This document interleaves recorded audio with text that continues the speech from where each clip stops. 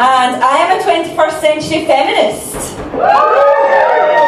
That means I have got very strong opinions on tampons. First of all, invented by men. What was that about, ladies? Just sitting around in pools of her own blood. Oh, I need a man to come and help me get me out of this mess. For fuck's sake. So, over the past 15 years, I've probably spent about £1,968 trying not to bleed on myself and bleed on other people. It's expensive. And for poor women who can't afford that luxury, they have to make their own tampons. Make your own tampon? What the fuck? They're forced to use gloves or socks. Imagine you're a sock.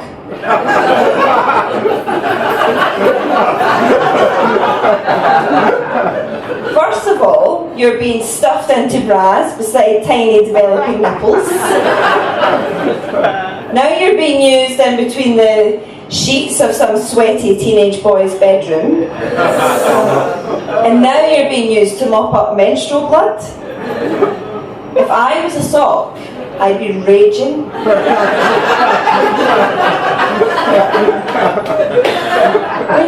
How does it actually work? Practically, how do you physically use a sock as a tampon? Like, the only thing worse I can imagine is trying to use a tampon as a sock.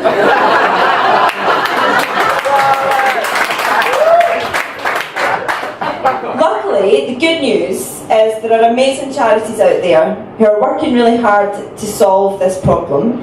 My favourite one is called Bloody Good Period. And they are working hard to build a sustainable flow of sanitary products for asylum seekers and refugees, so that when they get the demon gurgling from hell, they don't need to use a glove.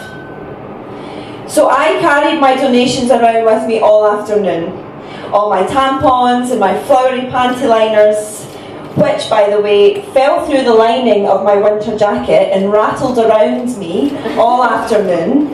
Unbeknown to me, there was actually a hole in my jacket. So I became the Scottish feminist version of Hansel and Gretel, leaving a tiny trail of tampons all around Starbucks. I know I go to Starbucks, such a dick. But I'm really addicted to chai lattes. Like, I love chai lattes. And even last Tuesday, Kim Kardashian made an announcement that her favourite Starbucks drink of choice is a chai latte. And this new reality that I've got one thing in common with Kim Kardashian makes me want to kill myself.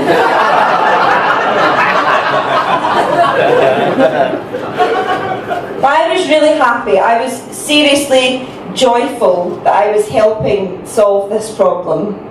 I was being the millennial suffragette I was born to be. What's a millennial suffragette? Good question. It means that I am very proud and very accepting of Alex. And Alex is my non-binary, fluid gender, vegan Staffordshire Bull Terrier. So the morning after I made my donations, I was having breakfast, as I do every morning, over Jeremy Kyle. He didn't seem to mind.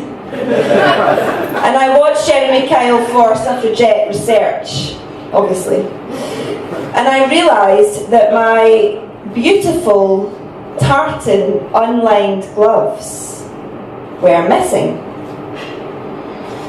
My beautiful gloves with a bow, 2.5 centimetres from the wrist, which I was wearing yesterday, were not to be found. And the tartan, actually you'll never believe this, the tartan is from the Scottish clan Macready, which is Gaelic for chai latte.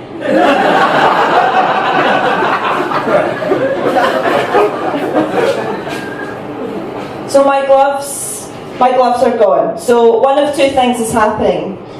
Either Ange from Bloody Good Period is calling me an absolute bitch for putting my tartan gloves in her fucking donation box, or there is some poor female vulnerable somebody somewhere walking around with my 70% polyester, 30% wool tartan glove in her pants. So now my really big challenge as a 21st century feminist is how the fuck do I walk into a refugee charity and ask for my gloves back? Thank you and good night.